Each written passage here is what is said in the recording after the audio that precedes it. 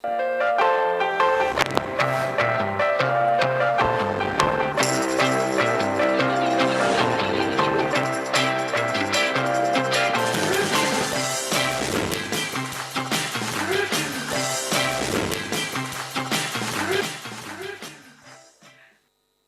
chez vous, excellente semaine sur Lumière du Monde Télévision. Bienvenue dans Wake Up.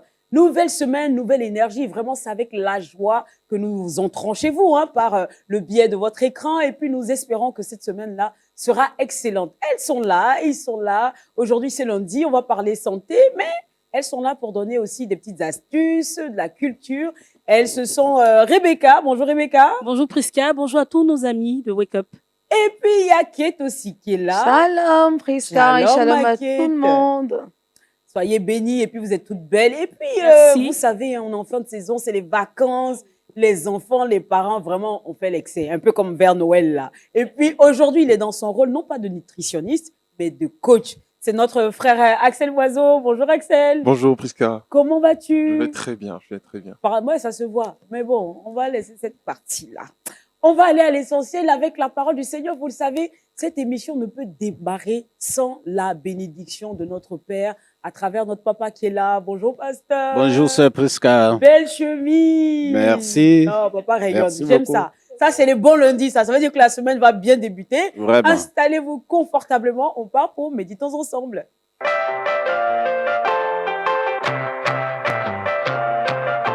La parole du Seigneur, papa. La parole du Seigneur. Merci, sœur Priska, de me donner l'occasion Amen. de parler de mon Dieu, Amen. de notre Dieu. Soyez les bienvenus, Amen, chers amen, téléspectateurs. amen.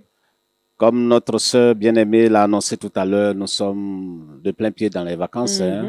Voilà, il y a une certaine liberté excessive de part et d'autre. Mais faisons très attention parce que, quelles que soient les vacances, nous gardons notre identité d'enfant de Dieu. Nous sommes en route pour le ciel. N'oublions pas l'essentiel. Et c'est pour ça que ce matin, je voudrais qu'on commence par cette méditation dans la parole de Dieu. Je vais vous lire ce passage tiré de Jean chapitre 12, versets 20 et 21. Jean chapitre 12, versets 20 et 21. Il dit ceci. Quelques Grecs du nombre de ceux qui étaient montés pour adorer pendant la fête s'adressèrent à Philippe de Bethsaïda en Galilée et lui dirent avec insistance, « Seigneur, nous voudrions voir Jésus. » Parole du Seigneur. Vous avez tout compris. J'ai insisté sur la dernière phrase pour dire que nous allons mettre l'accent sur ce bout de phrase. En réalité, Jean chapitre 12 parle de cet événement qui a eu lieu en son temps avec Jésus. Il a ressuscité Lazare. Donc, ce miracle a fait écho dans le monde entier et ça a attiré une multitude de personnes vers Jésus et surtout pendant le moment d'adoration. Et donc, il y avait beaucoup de pharisiens, de curieux, il y avait entre autres des Grecs. Et du nombre de ceux qui étaient là ce jour-là, pour la cause du miracle, bien sûr, il y a que, c'est mentionné au verset 20, il dit, quelques Grecs, il y a quelques Grecs qui, eux, sont venus non pas pour le miracle, non pas pour le spectacle, mais ils sont venus pour voir Jésus. Alléluia. Amen. Voilà la bonne intention que nous voulons encourager aujourd'hui. Ils sont venus pour voir Jésus. Et je voudrais m'appuyer sur ce passage-là, cette intention, pour parler un peu de notre époque, de ce que nous faisons et qui est apparemment bon et beau, qui attire certainement du monde. Mais il faut encore qu'on trouve quelques Grecs, des personnes de la trempe de ces quelques Grecs qui veuillent voir Jésus, qui veuillent sortir de l'ordinaire et voir Jésus. Tout peut être bien organisé dans nos églises. Ça peut être les danses et les spectacles offerts par la chorale, des beaux sermons préparés, prêchés le dimanche. Tout est bien. Mais ce qui nous importe, nous enfants de Dieu, ce qui nous importe, c'est de voir Jésus. Amen. Ce n'est pas seulement d'écouter vos sermons, vos beaux sermons, les belles phrases, le bon français. Quelquefois, on prêche avec quelques mots anglais et tout ça. On sait soulever la foule, voilà. C'est beau. Ça nous fait plaisir. Mais l'essentiel pour nous, c'est de voir Jésus. Et ça, on tient beaucoup à cela. Nous voudrions voir Jésus. C'est un cri de cœur pour une multitude, pour les enfants de Dieu. Nous voulons voir Jésus. Juste pour dire que ces vacances, certainement, nous avons beaucoup de programmes, des sorties qui sont annoncées dans les églises. Il faut occuper sainement les enfants de Dieu, c'est bon. Mais dans tout ça, laissez tout ce monde-là voir Jésus. C'est Jésus qui doit être au centre. Amen. C'est Jésus qui est la préoccupation majeure. Ce n'est pas vos nombreux programmes. Ce n'est pas vos spectacles. Ce n'est pas vos belles chorales. Non, les gens veulent voir Jésus. Malheureusement, il y a tellement d'activités, tellement de bruit, tellement de projets qui empêchent de voir celui qu'on est venu voir. Amen. En tout cas, moi, je suis venu à l'église pour voir Jésus. Amen. Je veux voir Jésus dans ses œuvres. Ce que nous faisons, ça peut paraître beau, c'est pas mauvais, je ne condamne rien ici. Ça peut paraître beau et important. Mais ce qui importe, c'est de voir Jésus. Nous voudrions voir Jésus. Jésus qui est compatissant. Nous voulons voir Jésus dans son amour. Nous voulons voir Jésus nous assister, nous aimer. Lui seul sait nous aimer. Ce n'est pas vous qu'on est venu voir. Vous savez faire beaucoup de choses, c'est vrai. Mais ce n'est pas pour vous que nous sommes là, que l'Église existe. Il y a quelques jours, nous parlions de l'Église du Dieu vivant. C'est ça. C'est le but de cette Église du Dieu vivant. Maintenant que Jésus est élevé dans les cieux pour attirer vers lui, pour nous attirer vers lui, laissez-nous le voir. Laissez-nous voir Jésus. Rien d'éternel ne restera en nous si nous ne voyons pas Jésus. Nous sommes voués à la perdition. C'est Jésus que nous sommes venus voir à l'église. J'insiste pour vous dire que nous sommes venus à l'église pour voir Jésus. Chers apôtres, chers diacres, chers pasteurs, laissez-nous voir Jésus. Ça a été la préoccupation des mages dès les premières heures de la naissance de Jésus. Dans Matthieu, c'est déjà annoncé, on dit que les mages sont venus, ils ont demandé où est le roi des Juifs qui vient de naître. Nous avons vu son étoile. On pourrait dire la même chose. Nous avons entendu parler de l'évangile. Pas de vos bruits là. On a entendu parler de Jésus. On sait que Jésus est là, dans son église. Mais vous faites tellement de bruit qu'on ne peut pas le voir. Laissez-nous voir Jésus. Écartez-vous un peu. Laissez la première place à Jésus. Bon, quelquefois Jésus parle clairement, mais quelquefois il parle en parabole, parfois et il finit par dire celui qui a des oreilles, qu'il entende. Voilà, je voudrais terminer là pour dire celui qui a des oreilles, qu'il entende. Amen. Amen. Je pense que papa a développé quelque chose de très fort. Je vois que dans beaucoup de nos églises, et puis surtout, bon, moi je ne parle pas pour les autres parce que je parle pour moi. C'est effectivement, c'est les pasteurs on les vient pères voir de la maison plutôt, qui sont des stars. C'est ça, c'est plutôt le père qu'on vient voir, mais je ne pense pas qu'on vient voir Jésus véritablement. Non, moi je ne crois pas. Et je pense que c'est un appel pour nous, nous chrétiens, parce que c'est généralement, moi j'ai l'habitude de dire que c'est nous qui faisons que ces hommes de Dieu-là ont la grosse tête après. Moi je connais un homme de Dieu, il y a des mamans qui sont venues déposer leur pagne. Il dit, enlevez votre pagne, ne m'envoyez pas en enfer. Parce que pour lui, le glorifier va l'emmener à avoir la grosse tête et s'écarter de la voie du Seigneur. Donc, il voudrait rester vraiment dans la simplicité pour ne pas rentrer dans les excès. Et je pense que nous devons aider nos hommes de Dieu à vraiment rester fidèles au Seigneur. Et merci vraiment au pasteur qui attire notre attention. Il faut qu'on vienne voir Jésus, il ne faudrait pas qu'on vienne voir l'homme de Dieu. Amen. Moi je veux dire que moi j'ai assisté. Il y a une servante de Dieu qui a dit une fois, ayez l'humilité de célébrer vos pères ou vos mères spirituelles. Ce n'est pas de l'orgueil, mais déjà dans la manière même de le dire. On sent déjà. Voilà. Et donc, pour elle, c'est normal qu'on la célèbre, que quand elle entre ou que, voilà, qu'elle soit dans une pièce, il y a tout un protocole. Et moi-même, ma question, je voulais même demander à papa, je dis, mais papa, à un moment donné, la Bible dit que le pasteur, c'est le berger. Normalement, le berger est censé être accessible. Mais je connais les pasteurs pour les voir. Il faut demander une audience. Ouais. Faut tout un protocole. C'est dommage quand même hein, qu'on ne suit pas le vrai modèle. Je ne sais pas, il faut encore rentrer dans nos institutions de formation pour attirer l'attention de ces formateurs-là. on nous donne tout sauf vraiment le dépouillement. Il faut qu'on arrive à se dépouiller. Oh, il arrive des moments où le Seigneur même permet qu'on jouisse un peu de sa gloire. Il permet cela. C'est vrai. Mais n'allons pas chercher. Et puis ne demeurons pas dedans. Parce que quand on t'a offert une occasion comme ça, pareil. On t'a honoré une fois. On t'a honoré une fois. Et puis maintenant, tu veux rester dans cette posture-là. Partout où tu passes, il faut que ça arrive. Et même, tu cherches même d'autres manières plus grandioses pour recevoir ces honneurs. Ça, c'est dangereux. Sinon, parfois, le Seigneur, il a accepté, il a laissé libre cours. Mais il n'a pas autorisé ça longtemps. Voilà. Amen. Axel, honorer les pères de la maison, mais sans démesure. Mais franchement, quel est ton regard sur ça? Parce qu'on assiste à une... comment je vais dire ça? On les vénère, à la limite. Quand ils entrent dans une pièce, même pour lui dire bonjour, à la limite, si on passe se coucher pour qu'il marche sur nous-mêmes. Le message du pasteur m'a édifié. Je pense que c'est vraiment discerner de la personne, l'esprit que la personne porte. Le pasteur disait, il faut qu'on croise Jésus pour que quelque chose d'éternel reste en nous. Amen. Dans l'humain, il n'y a rien d'éternel. Il peut avoir des qualités. Nos bergers sont de très bons exemples, mais ils ne vont rien laisser d'éternel en nous. C'est Christ en eux qui laisse quelque chose d'éternel, quelque chose d'incorruptible.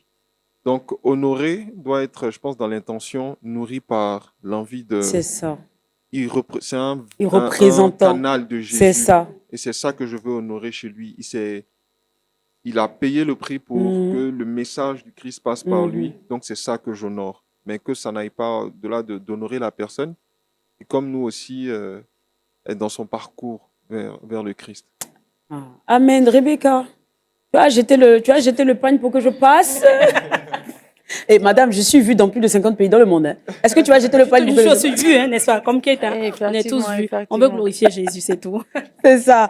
Amen. Et puis, j'espère que ce message est passé. Vraiment, papa le dit tout le temps, loin de nous l'idée de stigmatiser, ou ce sont des faits. En tant que chrétien, on est censé être vrai dans ce que nous disons, dans notre vécu, dans nos témoignages, etc. Et nous sommes là pour édifier, pour partager avec vous. Si vous aussi, vous êtes sujet, parce que je sais que ce sont des sujets que j'ai vu voir des gens discuter dans des groupes. Il y a quelqu'un qui a même posté aujourd'hui dans cette communauté-là. Quand tu vas là, donc il y a une certaine façon de saluer d'autres et de ne pas saluer d'autres. C'est-à-dire qu'il y a une stigmatisation en fonction de l'apparence. Et ça, c'est dangereux pour nous évangéliques. Donc, on essaie au mieux de dire à nos papas, à nos dirigeants, faites attention parce que vous êtes en train d'éloigner beaucoup de vos enfants de la vraie personne qui est Jésus. On part maintenant pour Culture Actu.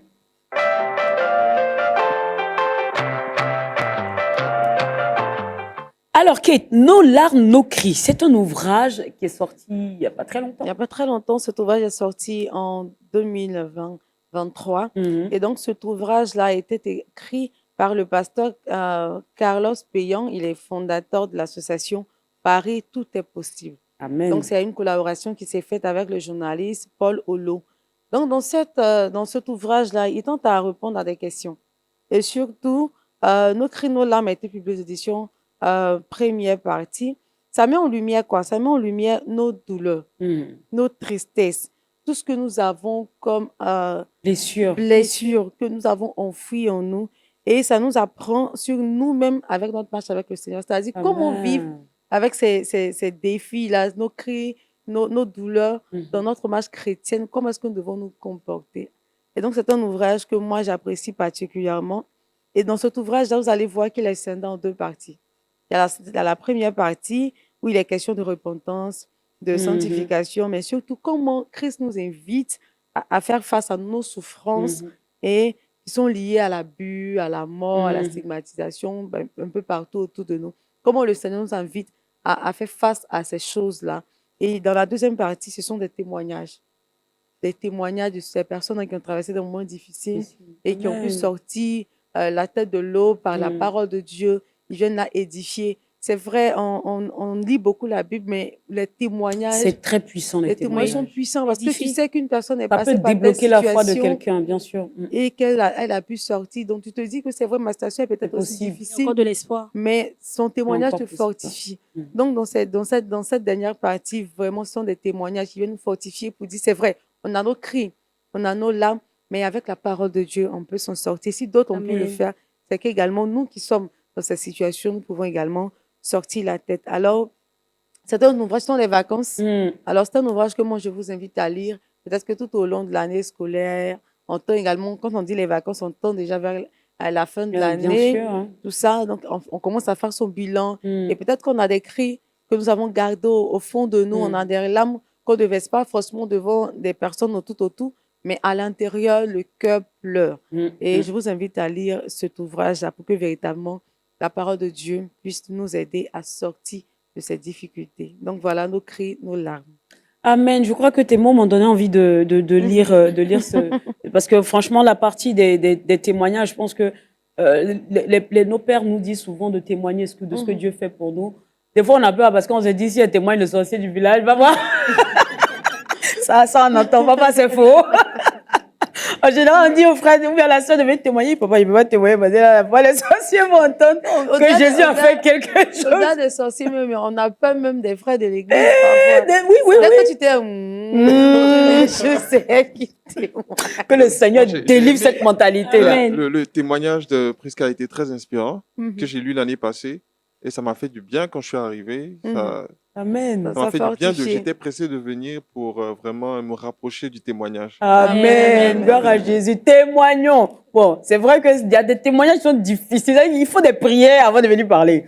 Parce que tu vas exposer beaucoup de choses et beaucoup de personnes. Donc, vraiment, il faut que le Seigneur aussi, on fait des témoignages avec sagesse, avec beaucoup de sagesse. C'est comme les prophéties. On fait les prophéties avec beaucoup de sagesse, par la grâce du Seigneur. Merci beaucoup pour cette information, parce que je pense que effectivement, en passant d'une journée avec les enfants à la piscine ou je sais pas de quoi, on peut se permettre de lire ça pour s'édifier. Et puis, les gens qui gardent les pleurs, comme tu dis, le cœur qui pleure là, ça va aider à libérer. Papa a dit, il faut libérer le cœur. Voilà, il faut le décharger. Merci beaucoup, Maquette, que Dieu te bénisse. Et puis maintenant, on va parler bonne santé.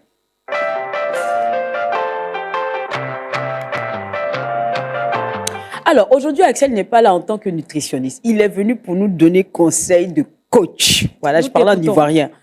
Bon, les vacances, on sait que c'est comme les fêtes de fin d'année. Il y a beaucoup d'excès. Aloko à 23h. Gaba à minuit, voilà, vraiment beaucoup de glace. Parce que quand l'enfant veut sortir net, allons au glacier. C'est ça. On fait un peu débarras, allons au glacier, voilà. Qu'est-ce qu'on peut faire pour vraiment être discipliné quand même, malgré que ce soit les vacances? Alors, les vacances, au même titre que... les fêtes de fin d'année. Les fêtes de fin d'année, exactement, on en parlait tout à l'heure. Si. C'est un moment où on a envie de se lâcher, où on veut... On n'a pas envie d'être coach, on se lâche. Mais je rappelle aussi que quand c'est la rentrée, l'excuse qu'on a, c'est qu'on n'a pas le temps. Donc là, les vacances sont arrivées. On a le temps maintenant de faire du sport. Voilà. Mais il y a deux aspects dans le sport. C'est qu'il y a l'aspect ludique. Et puis, il y a l'aspect vraiment santé, où on travaille, on a un objectif. Pendant les vacances, pour rester dans l'esprit des vacances, l'idéal pour faire de l'activité physique, c'est chercher le ludique. D'accord. Vous faites un programme du lundi au dimanche. Vous faites piscine lundi, vous faites la marche mardi, vous jouez à la marelle mercredi. Cherchez des activités. Et puis surtout avec les enfants. Exactement. Surtout bien. Avec les enfants, on ne se sent pas, mais on est en train de bouger. Même s'occuper de c'est du sport. Exactement. Et l'avantage avec les enfants, c'est que ça augmente la qualité de leur sommeil. Donc, ça permet aux parents d'avoir à partir de 18h, 20h. Du temps pour eux. Du temps jusqu'à 22h. Je ne sais pas si peut-être ceux qui peuvent profiter, eux, de regarder une petite série, discuter entre parents. L'opportunité qu'ils n'ont pas lorsque toute la journée, les enfants sont assis devant les écrans. C'est ça, ils sont plus hyper actifs qu'ils ne devraient. C'est ça. Mon astuce, c'est que je faisais courir mes enfants, ramasser des plots, pour qu'à la fin, ils ne voient pas le temps passer, ils pensent que c'est un jeu. Au bout de 15-20 minutes, ils sont épuisés, ils ont juste envie d'entrer. Et quand ils arrivent, après une l'heure de la nourriture, il y a moins de résistance. Donc, il y a, au-delà des activités que vous pouvez créer à la maison, il y a des clubs qui font pour les vacances, des camps de vacances, avec beaucoup d'activités sportives. Bien sûr. Et c'est surtout pour nous, les parents, parce que les enfants n'ont envie que de ça. C'est ça. Courir, sauter. Nous, à ce moment, on a envie de se prélasser. Calme. Or, ça va nous faire du bien de bouger parce qu'il y a une étude récemment qui est sortie de l'université de Nord-Australie qui dit que l'activité physique est plus efficace que la médication et le conseil en ce qui concerne la dépression. La dépression. Il y a un médecin qui a dit ça ici. Les problèmes de dépression augmentent parce que beaucoup sont sédentaires. Alors, on a l'opportunité de prendre des habitudes pendant ces vacances, bouger. Et ne bougez pas juste pour faire du sport sérieux, mais amusez-vous, prenez plaisir. C'est ça. D'accord, il faut s'inscrire aussi à des cours de danse, tout ça. Tu sais que tu ne sais pas danser, mais tu sautes. Ça, c'est du sport aussi. Voilà. Tu vas te découvrir un talent de mauvais danseur, mais ce n'est pas grave. Sauteur. Des sauteurs. Ceux qui savent danser, c'est danser ici. Je pense que alors. J'ai choisi la danse, moi j'aurais pris le football, donc lundi on va à la danse. Le football. Voilà que tu es en train de faire les promesses. Ça fait une saison que papa, vous êtes témoin. Une saison de promesses. Là, c'est pas de promesses, là c'est le programme. Une saison de programme et de promesses. Il fait le programme. C'est elle qui ne parle jamais. Bon, toi, je sais que je t'aime d'amour, mais toi, tu ne m'aimes pas. Toujours en train de me livrer à la vindicte populaire. En tout cas, merci beaucoup. Je pense que, franchement, c'est les vacances. Amusons-nous avec les enfants. Vraiment, faisons en sorte que, voilà, c'est vrai, on travaille et tout ça, mais que l'enfant ressente qu'il y a un changement quand même. Parce que le sérieux de l'année scolaire et puis les vacances, c'est pas la même chose. Donc, pendant ce temps, on peut se mettre des dessins animés sur la Bible, des choses comme ça. Et puis, voilà, avoir vraiment des moments de qualité en famille. Et puis aussi entre couples, hein, vous êtes toujours entre... Voilà, chacun fait ses activités. Je pense que c'est une période où aussi vous pouvez mettre les enfants à contribution, comme il l'a dit, et puis passer du temps avec votre époux et votre épouse. Si je peux rajouter, oui, c'est l'année de la santé mentale. Donc, tout ce qui est un atout, un outil faut vraiment le prendre au sérieux. C'est vrai. Et franchement, pour avoir été quelqu'un qui a été suivi pour dépression, je peux vous dire que c'est une chose qui est très difficile à passer. Et surtout quand on est sous médicaments. C'est pas simple du tout. Donc moi, je ne souhaiterais à personne de vivre des moments de dépression. Si ça ne va pas, il faut le dire. N'ayez pas honte d'en parler et n'ayez pas honte aussi de vous faire accompagner par vos pères spirituels, par des professionnels de la médecine. Je crois que Dieu a donné l'intelligence aux hommes pour apprendre, pour qu'on puisse s'entraider. Voilà. Merci bien. Sur ce, nous allons pour Trickbox avec Rebecca.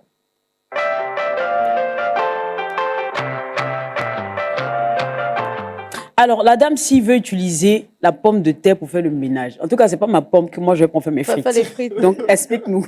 Oui, sortez. Papa, on va manger les bonnes frites, là. Elle peut utiliser ça pour faire le ménage. Oui, on peut l'utiliser. On fait la salade, mais on peut aussi l'utiliser pour le ménage. Si vous avez vos carreaux. 1 kilo de pommes de terre coûte 1500. Pomme pour carreaux. Pomme de terre. Pour les carreaux, ouais. Bon, vas-y, peut-être que... Bon, vas-y. C'est que ça t'a inspiré.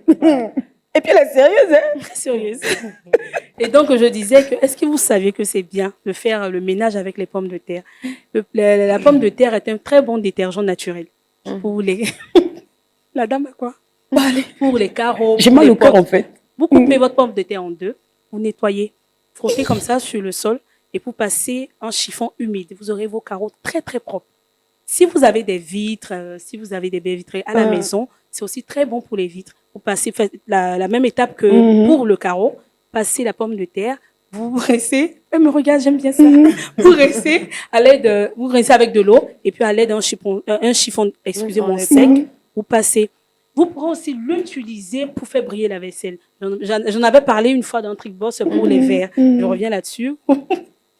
Vous pourrez tremper votre pomme de terre, vous laissez reposer pendant quelques minutes et vous trempez comme ça vos verres. Passez l'éponge tout doucement, vous lavez, vous rincez. Vous verrez que vos verres seront très très beaux. Voilà un peu pour ce qui est de la pomme de terre. Moi, j'ai une question. La partie des verres, les pluchus de pommes de terre, ça ne peut pas faire ça. Tu es bénie, ma soeur. Non, je demande, les pluchus peuvent faire les mêmes choses, non? Vous voulez mettre la pomme de terre, vous voulez... Ma pomme de terre que je vais manger. Mais juste pour ça... Je me rends compte qu'en réalité, c'est pas que... C'est parce qu'ils sont friands de frites. Voilà. Papa, c'est tout. Papa, moi, sinon, quand même, la pomme, ça coûte combien? C'est bien préparé. Donc, dès qu'on parle Papa, la pomme a augmenté. Avant le kilo, il y a 1 an, le kilo coûtait 600 francs. À l'heure, là, on est à 1500 kilos. Et c'est 5 petits morceaux, toutes petites boules de pommes. C'est pas possible. La propriété, l'hygiène, là, c'est la santé. Merci, pasteur. On va trouver d'autres solutions. Il y a d'autres solutions. Mais on nous a trop parlé du bicarbonate, donc aussi... Voilà, papa, le bicarbonate, c'est 630 francs. Et puis, ça peut durer des mois. Pommes de terre. Oui. Bon, enfin... On sait un peu ça pour le truc boss. Hein, soyez encouragés. La dame là, elle veut que vous achetez des kilos et des kilos de pommes de terre. Mais ce sont vos enfants qui vont dire, papa, il faut préparer la pomme, on va manger. Et puis c'est fini. En tout cas, merci beaucoup. Je pense que ce sont des petites astuces. C'est pas sur de grandes surfaces après. Donc ça gère, mais c'est pas pour moi. je suis honnête. On part maintenant pour le saviez-vous?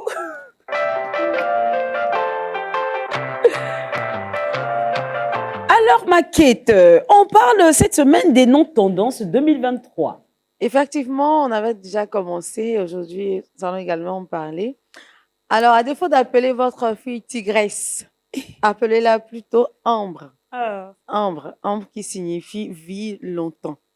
Bien immortelle. Certainement qu'elle aurait une longévité de vie. Surtout si vous savez que dans votre famille, il y a un souci de... Oui, parce qu'il y a des familles où on ne vit pas très longtemps. Sûr, et moi, ça n'a pas été brisé spirituellement. Je connais jamais un ami qui est décédé comme ça parce que la maman, tous ses enfants à 30 ans, ils partent. Et malheureusement, quand lui, il a eu ses 30 ans, tous ses garçons, il a fait 4 garçons. Et tous ces garçons sont partis à 30 ans. Une malédiction de famille. Au même âge. Donc, ça arrive dans des familles. Il faut vraiment briser les liens. Et comme on a dit que le nom impact également, il faut penser à toutes ces choses-là. Donc, vous pouvez appeler votre fille Ambre, qui signifie vie longtemps ou immortelle. Et puis, nous avons le nom Alice, qui est un dérivé de Abdal-Iya, donc qui signifie noble, quelqu'un qui est vraiment la noblesse. Et donc, vous pouvez également appeler votre fille Alice. Et puis, il y a Alba. Alba qui est différent de Alban. Voilà. Alba, qui est un prénom d'origine latine qui signifie blanc. Donc, la propriété, la pureté, la sainteté. Donc, voilà un nom également que vous pourrez donner à votre fille. Et c'est un nom, ces filles qui portent ce nom-là, moi, j'en ai connu, sont des personnes qui sont très délicates. Elles ont la délicatesse. Elles sont très douces. Elles sont maternelles également. Donc, n'oubliez pas ces différents noms, Ambre, Alice et Alba, des noms que vous pourrez donner à vos enfants pour cette année 2024 ou 2025. Merci beaucoup. En tout cas, ce sont de jolis prénoms. Alba, par exemple, c'est un prénom qui est très récurrent dans la zone Union européenne, de ce que j'ai pu voir. Et puis, tu sais, l'un des prénoms de ma fille, ça veut dire de noblesse aussi. Donc, je suis dans la vision. Merci beaucoup, Maquette. Et puis, cette émission tire quasiment à sa fin. Papa, un dernier message à lancer à nos frères et sœurs, à nos églises, à nos pères dans le Seigneur, dans la foi, qui, voilà, ont besoin de savoir qu'ils sont pas avant Dieu. Tout à fait. Dieu nous a fait la grâce. L'année est en train de s'écouler. Nous sommes en vacances. C'est un temps de pause, un temps de repos. Mais sachons en profiter. Et puis, cherchons plutôt à voir Jésus. Amen. Débarrassons-nous de tout ce qui pourrait nous empêcher d'être sincères, d'être fidèles à Jésus. Amen. Amen. Coach, un dernier message à lancer à l'endroit de toutes ces personnes-là qui pensent que parce qu'on est en vacances, il faut manger à des heures décalées. Parce que c'est ça qui arrive souvent. Hein. Manger à des heures décalées et manger gras. Qu'est-ce qu'on peut leur dire pour les encourager à essayer de quand même de pas trop abuser, quoi. Tout ce que je peux dire, c'est qu'après les vacances, il y a la rentrée. Donc, pour avoir une bonne rentrée, il faut passer de bonnes vacances. Et vraiment, pour profiter, il ne faut pas abuser de la mauvaise nourriture. On va garder un bon niveau d'énergie. On pourra vraiment courir partout. Merci beaucoup. Merci et que le Seigneur nous soutienne dans cette marche. Je vais envie de dire de discipline. Il aime bien ce mot-là, de discipline. Voilà. Alors, ma très chère, on va partir pour le verset boussole. Matthieu chapitre 2, le verset 2, la Bible dit « Où est le roi des Juifs qui vient de naître? Car nous avons vu son étoile en Orient et nous sommes venus pour l'adorer. Amen. » Amen. Et comme le papa disait, vraiment, le Seigneur, on doit le voir à travers nos pasteurs, à travers ceux qui le servent, mais ce ne sont pas eux qui sont Dieu. Donc, cherchons véritablement le Seigneur à travers nos pères. Et ce n'est pas la peine d'idolâtrer des êtres humains parce qu'eux, ils ne vous donneront pas Jésus dans votre cœur éternellement, comme le coach le disait. Que Dieu vous bénisse, qu'il s'installe dans vos vies, qu'il demeure dans vos vies et qu'il vous fasse grâce de sa présence en continu. Que le Seigneur vous bénisse. Vous étiez dans Wake Up sur Lumière du Monde Télévision. On se dit à bientôt. Shalom. Shalom.